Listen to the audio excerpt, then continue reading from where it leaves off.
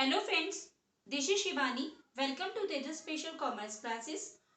Today we are going to start a new topic, Learning Curve Theory. Learning Curve Theory start करने से पहले again focus करते हैं operation research पर. Operation research relate करता है optimizing the cost. It is a part of advance management accounting. ये एक एडवांस मैनेजमेंट अकाउंटिंग का एक पार्ट है जो कि हम सब टू पार्ट्स में डिवाइड करते हैं. Again first costing and second OR operation research. Operation research की अगर हम हिस्ट्री की बात करेंगे तो ये वर्ल्ड वार फर्स्ट और सेकंड से स्टार्ट हुआ है. Now learning curve also relate back to that time. The theory of learning curve was first introduced by T.P. Wright. Learning curve की थ्योरी सबसे पहले इंट्रोड्यूस की थी टीपी राइट ने, जो कि ये एक यूएसए के प्रोडक्शन फर्म में काम करते थे. तो इन्होंने सबसे पहले लर्निंग कर्व थ्योरी दी थी. इन्होंने वहां पर कुछ ऑब्जर्व किया था, वहां पर फर्म में काम करते करते इन्होंने ऑब्जर्व किया था. तो इन्होंने ये थ्योरी फिर लर्निंग कर्व थ्योरी को इंट्रोड्यूस किया था. तो सबसे पहले यहाँ पे क्वेश्चन एग्जाम में हमारा यहाँ से भी आ जाता है कि लर्निंग कर्व थ्योरी किसके द्वारा दी गई थी. तो learning curve theory introduced by TP right. Yes, तो इस चैप्टर को स्टार्ट करने से पहले दो तीन एग्जाम्पल से पहले समझते हैं कि लर्निंग कर्व थ्योरी का कंसेप्ट क्या है, लर्निंग कर्व थ्योरी क्या है और ये कंसेप्ट कैसे फॉलो किया जाता है. लर्निंग कर्व थ्योरी की बेसिकली हम बात करेंगे तो लर्निंग कर्व थ्योरी हमारा रिलेट करता है. सपोज एक एग्जाम्पल से समझेंगे. हमारी कोई भी बुक है थ्योरी की, लाइक कम्युनिकेशन की बुक है. अगर हम उसे पहली बार पढ़ेंगे तो हमें उसे पढ़ने में पूरी कंप्लीट करने में कितना टाइम लगेगा. क्या हम ये बता सकते हैं कि हमें उस बुक को कंप्लीट करने में कितना टाइम लगेगा. मान लेते हैं हमें उसे कंप्लीट करने में 1 मंथ लगेगा ऑन एन एवरेज. फिर एक बार कोई बुक हम जब पढ़ते हैं तो हमें एक बार पढ़ने से तो वो कंप्लीट कोर्स मतलब इतने अच्छे से प्रैक्टिस में नहीं आता. हम उसे अगेन दोबारा पढ़ते हैं. दोबारा पढ़ने के बाद जितना टाइम हमने पहले पूरा उसे कंप्लीट करने में लगा, नेक्स्ट टाइम वो टाइम हमारा कम हो जाता है, क्योंकि हमें कुछ प्रीवियस जो हमारी नॉलेज होती है वो हमें याद रहती है.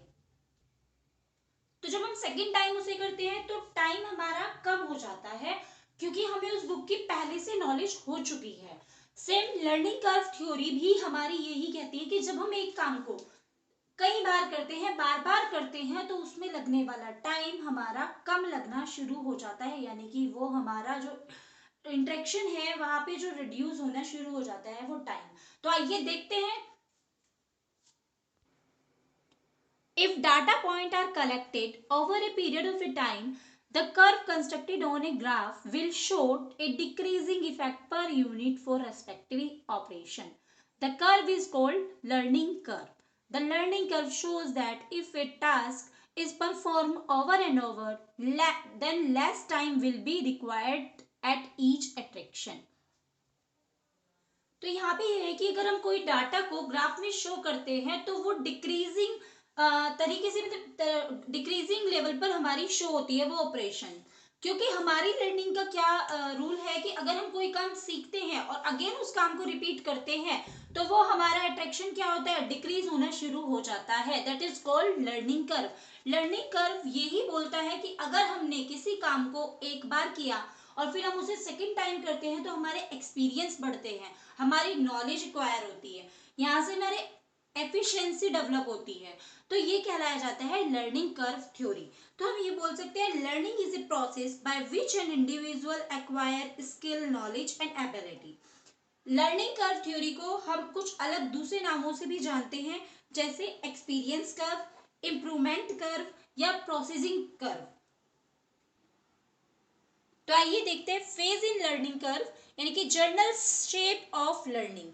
जर्नल शेप ऑफ लर्निंग का कर्व जो है वो हमारा कैसा शो होता है. यहाँ पर हमने इधर की साइड लिया है डायरेक्ट लेबर पर यूनिट, यहाँ पे लिया है यूनिट प्रोड्यूस. सबसे पहले जब हमारी लेबर वर्क करती है तो मोर एफिशिएंसी होती है, आउटवर्ड अपवर्ड डाउन स्लोप आता है, लेकिन जैसे जैसे हम काम को रिपीट करते हैं तो हमारा स्लोप क्या हो जाता है, डाउनवर्ड आना शुरू होता है। The slope of decision curve is expressed and only as percentage. ये जो रिजल्ट शो होता है हमारे कर्व का, ये परसेंटेज भी शो होता है, परसेंटेज में रिजल्ट आता है। यानी यहाँ पर मीन्स ये है कहने का कि अगर हमारे लेबर फर्स्टली कोई वर्क मतलब प्रोडक्शन में कोई वर्क कर रही है तो उसकी एफिशिएंसी, उसका जो काम सीखने का जो टाइम है वो क्या होगा, अपवर्ड होगा, यानी कि ज्यादा होगा। जैसे ही वो रिपीट करेगी नेक्स्ट टाइम तो ये स्लोप जो होगा ये डाउनवर्ड वन होना शुरू हो जाएगा। तो ये था हमारा जर्नल शेप ऑफ लर्निंग, यानी कि फेज ऑफ लर्निंग का कर्व, कैसे हमारी लर्निंग जो है, लर्निंग कर्व थ्योरी फॉलो की जाती है। लर्निंग कर्व थ्योरी में कुछ इंपॉर्टेंट वैल्यूज होती हैं जो कि यहाँ पे हमने मेंशन की है। तो आइए देखते हैं important values used in learning curve theory.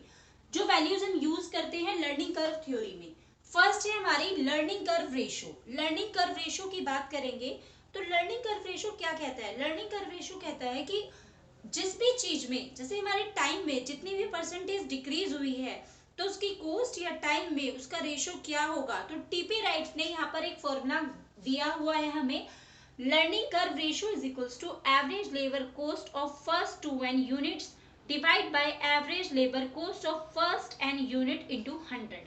TP Wright ने इसे प्रपोर्शन में कैलकुलेट करने के लिए ये फॉर्मूला हमें दिया है। तो यहाँ पर हम क्या करते हैं, किसी भी चीज में जब हमारी परसेंटेज में डिक्रीज होती है तो हम ये देखते हैं वो कितने प्रोपोर्शन में चेंज हुई है। तो हम ये फॉर्मूला अप्लाई करते हैं जो कि लर्निंग कर्व रेशो में मोस्ट इंपोर्टेंट टर्म है, जो वैल्यू है जो हम यूज करते हैं। तो लर्निंग कर्व रेशो के लिए हम ये बोल सकते हैं, in the initial stage of a new product और a new process the learning effect pattern is so regular that the rate or at decline established at the outset can be used to predict labor cost well in the advance। मतलब learning curve इतना ज्यादा हमारा important होता है कि इससे हम next time जो हमारी लेबर कॉस्ट होती है और जो प्रोडक्शन कॉस्ट होती है उसे भी हम क्या कर सकते हैं, प्रिडिक्ट कर सकते हैं। तो आइए देखते हैं जो टीपी राइट ने यहाँ पे हमारा फॉर्मूला दिया था इसे हम कैसे अप्लाई करते हैं।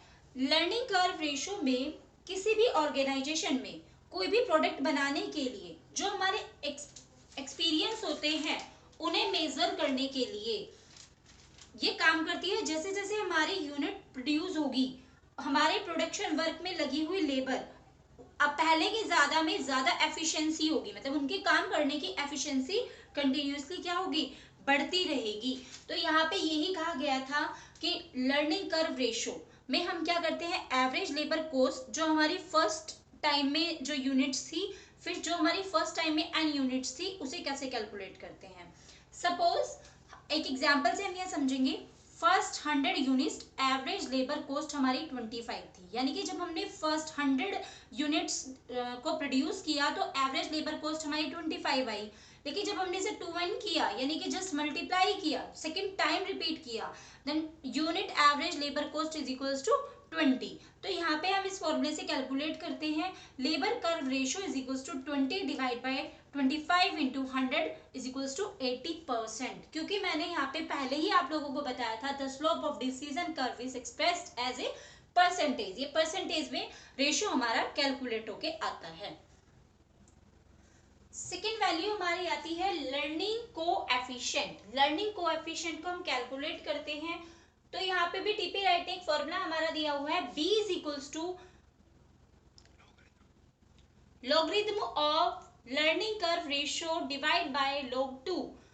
यहाँ पर कोएफिशिएंट निकालने के लिए सबसे पहले हमें लर्निंग कर्व रेशो हम फाइंड आउट करेंगे और यहाँ पर हम वैल्यू पुट करेंगे। b is equals to log percentage 80% था, हमने इसे सॉल्व किया तो जैसे हमें पता है 80% का मतलब क्या होता है, 80 डिवाइड बाय 100, तो हमारी यहाँ वैल्यू आ गई 0.80 यानी कि 80 डिवाइड बाय log 2।